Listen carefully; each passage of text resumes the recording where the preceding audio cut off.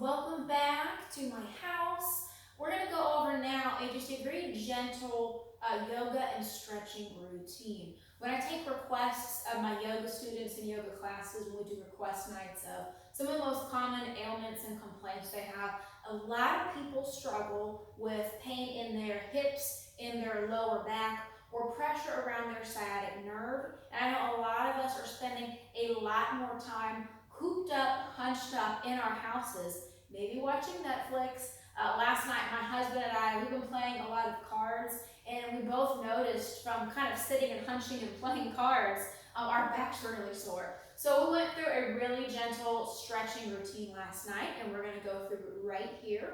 All you need for this is a place to stretch out on the floor. If you have a mat or a towel or just a comfy place on the carpet.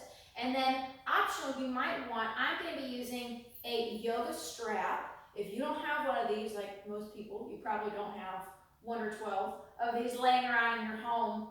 A rolled up towel would work, a belt, dog leash, whatever you can find, even a pair of leggings. Really, just as an option, we're going to have this at some points as an option to loop behind the knees for additional support if we want it. Are you ready? Okay, we're going to begin by coming down, laying on the floor. So just make your way on down until we're laying flat on the floor. Here we're going to warm up the lower body. So with our back and shoulder blades and everything flat, we're going to step the feet about underneath the knees, core engaged. We're going to move up and down in a bridge. So press the feet into the floor, lift the hips and the pelvis up to the sky, squeeze, engage the glutes and the buttocks, lower the hips back down. Take it up, little squeeze at the top, carefully lower back down. We're going to move in and out of this for just a few. Want to kind of wake up and activate some of these muscles. Bring it up. Exhale, slowly lower back down. In, 2, 3, out, 2, 3. Try to match your breath to your movement.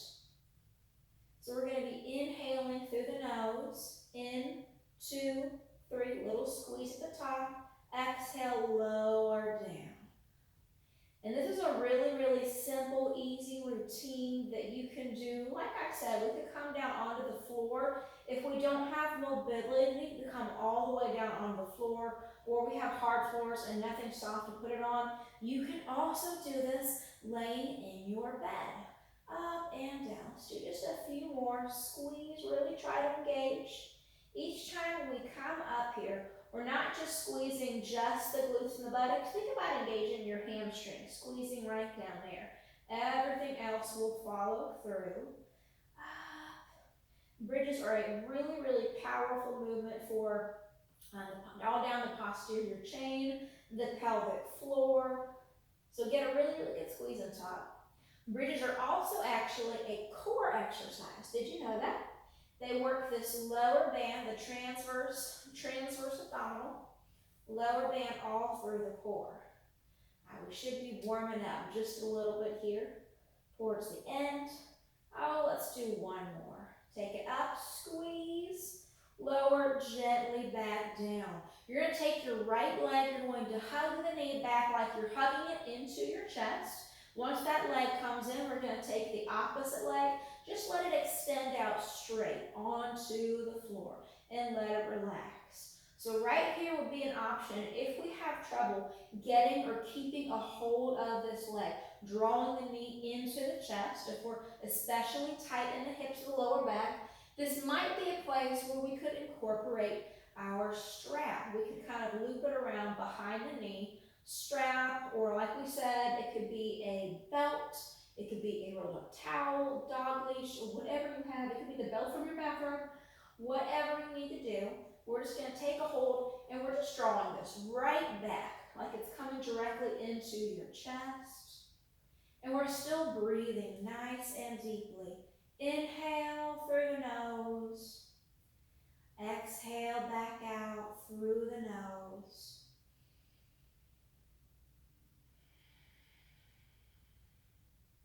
And even though we have this knee, this leg drawn back into our torso, that's not going to keep us from still taking in a nice deep breath. We'll still feel the torso kind of expand with that air. We might just kind of feel that air making its way, filling into the side of the lungs, into the back of the lungs. All right, we're going to make just a little bit of an adjustment here. We're going to take this knee that's drawn back into the chest. I want you to pull it over to the side, away from the body, and then draw it back and in, like you're trying to tuck this knee. Pull it over to the side, almost like you're trying to draw it into your armpit or towards your shoulder on this side. We're just going to open the hips just a little bit wider apart here. Deep breaths in, deep breaths out.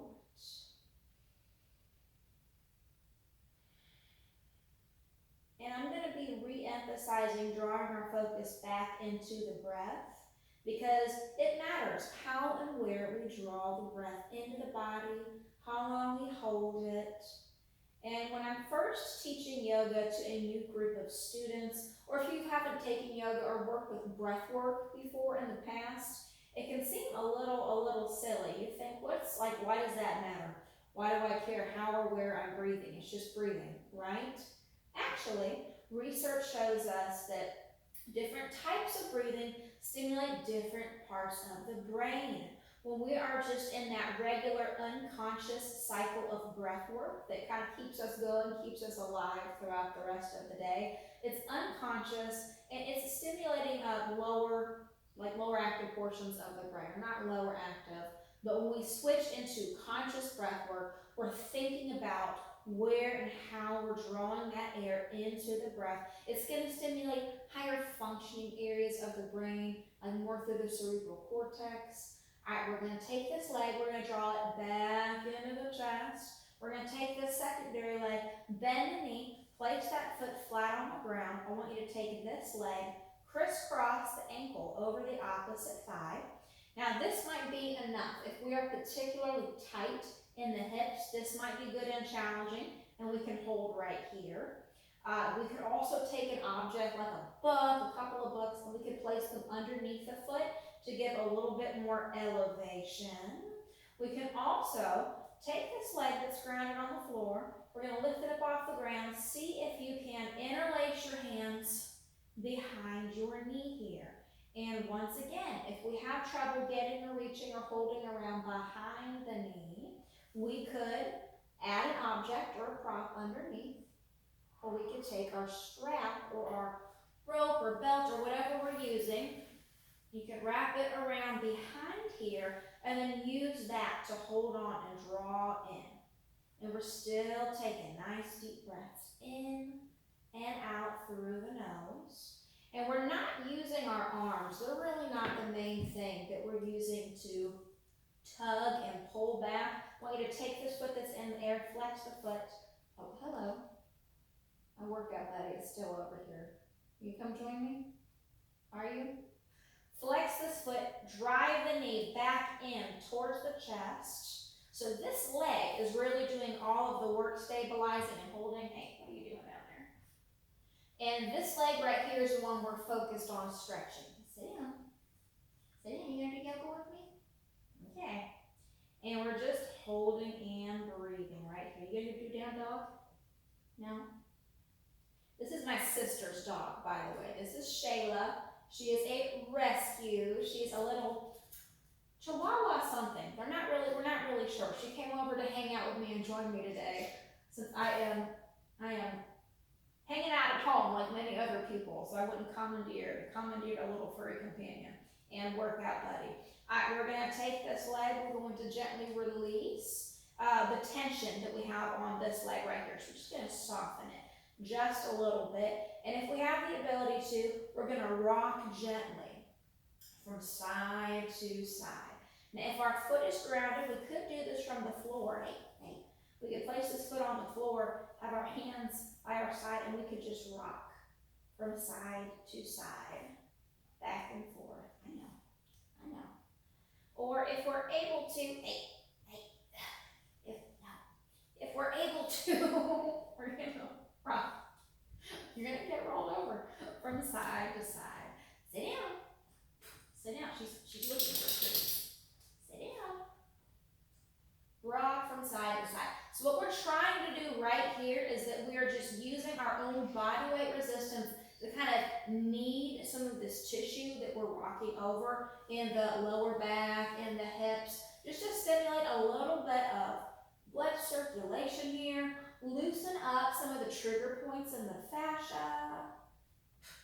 Get that out of my face, hey. And we're going to steady ourselves nice and easy. We're going to lower this foot back down onto the floor. We're going to take the foot that's flexed in the air, this guy right here, and we're going to be moving it down towards the ground in a twist. So I'm going to open my arms up into a T on either side of the body, and then this foot right here begins shifting through the hips. So that foot comes down onto the floor. As that foot comes down, if the hips feel a little wonky, a little off center, press your hands into the floor, give a little scooch to the hips to get them to come down.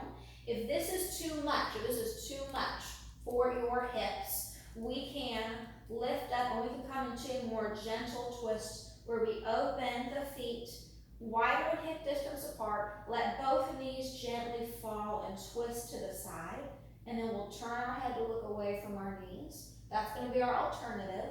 Otherwise, we've shifted, twisted through the hips, and we'll turn our head to look away from the knees. Now, if this hand right over here, if it happens to reach, and you want to add a little extra, you can take it, reach it down, and take hold of that ankle. It's going to add a little deepening feeling coming down through the hip and the top right through here. If that's too much for your hip, just leave the arms open. That's okay. We're going to hold and we're going to breathe right here. Deep breaths in, deep breaths out. I lost my workout, buddy. It's okay. And this is a really, really excellent spinal twist. I like it for opening up the hips, the lower back, tension around the sciatic nerve. And you can hold this as long as you like to, not have dog hair in my face, excuse me. We're going to come out of this by gently recentering the head, reopening the arms into that T. We're going to take these legs back up the way they came. So bring it up, up, up, up, up, up, up. Nice and easy. Uncross. We're going to go the other way. So left knee, hug it into the chest. Take the opposite leg, extend it out straight. Still getting little dog fur. And hug it back into the chest. So going the other way, other direction. Since we are now shifting from the right side of the body onto the left side of the body, we're just going to pay attention and take note of any differences we might feel between the left and right side of the body. If you're one of my yoga students, you hear this all the time. Anytime we alternate from one side of the body on the other, I like to take a moment to just acknowledge and recognize that left and right side are different. Why? Well, because if you're like everybody else on the planet, you have a dominant side of the body and a non-dominant side of the body. Take this leg, press it over to the side, draw it back in towards the chest, and hold, or like it's coming in towards that armpit. Away from the body, draw it back to open the hips a little wider. So what does that mean? A dominant side and a non-dominant side. Well, it's very similar to the hand that you use to write. Most people have a dominant one. It's not just the hand that you use to write. It actually applies to an entire side of your body as well. One side of the body is naturally just a little stronger, a little more flexible, a little more balanced than the other side of the body. If you go get a actual like muscular body scan, you can actually see a difference in the size and circumference of your muscle mass on one side. Keep holding, keep breathing. And it's not a big deal because everybody has imbalances. Now we can work on restoring balance to some of these imbalances. A lot of that we do when we're stretching at home in our home practice. But first we want to learn how to identify. Like, does one side of the body, does it feel a little stiff, a little more wobbly than the other?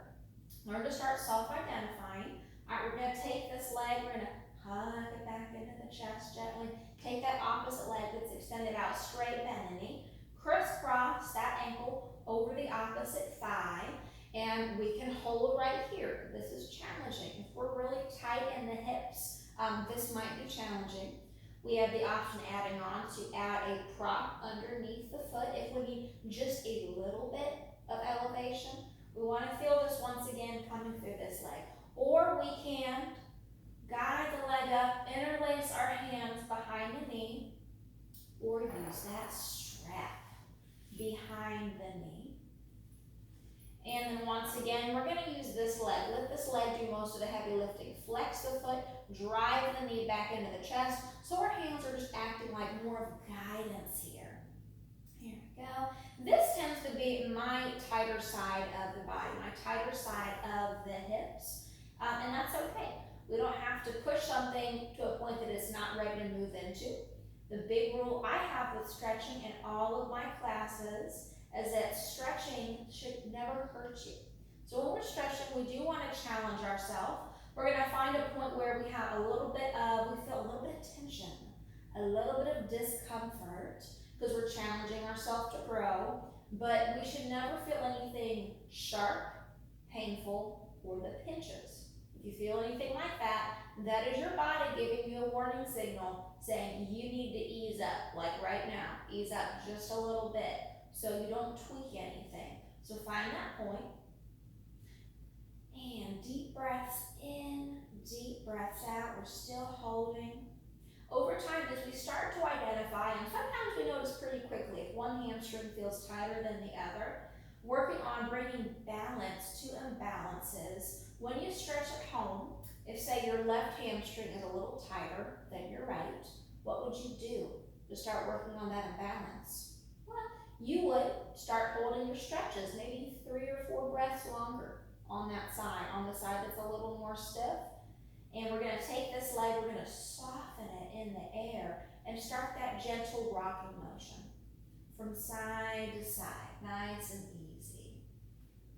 We want to resist the temptation to feed an imbalance, like only stretching the good side or stretching the good side even longer because it feels more bendy. Make sure you give a lot of love to that other side that's trying to catch up. Back and forth. Remember, our modified version of this is having the legs down and just gently rocking from side to side. If your spine can support that, we're trying to use our own body weight to just kind of gently loosen up some of this tissue that we're rolling over. And sometimes as we're rocking back and forth, you can feel little lumps, little bumps and kinks in the tissue. Those are going to be trigger points in your fascia. Fascia is a connective tissue that runs all throughout the body, and trigger points are kind of like little knots, little kinks we get in it for overuse, underuse, all kinds of stuff. All right, steadying ourselves. We're going to take this leg, let it come down onto the floor. Open up the arms into a T on either side of the body. Take this foot. We're going to start shifting through the hips. Let that foot come down onto the floor. If we feel a little wonky, a little off center, we can press down, give a little lift and scooch to situate the hips. Then turn your head to look in the opposite direction. If it happens to reach, you can let this hand reach down and take hold of that ankle. If that feels like too much, we can just leave the hand open in that T. And then remember, if this is okay, keep holding. Our modified version of a spinal twist is to recenter ourselves, open the feet, wider than hip distance apart. Let both of those legs fall over. We're going to point in the right direction here.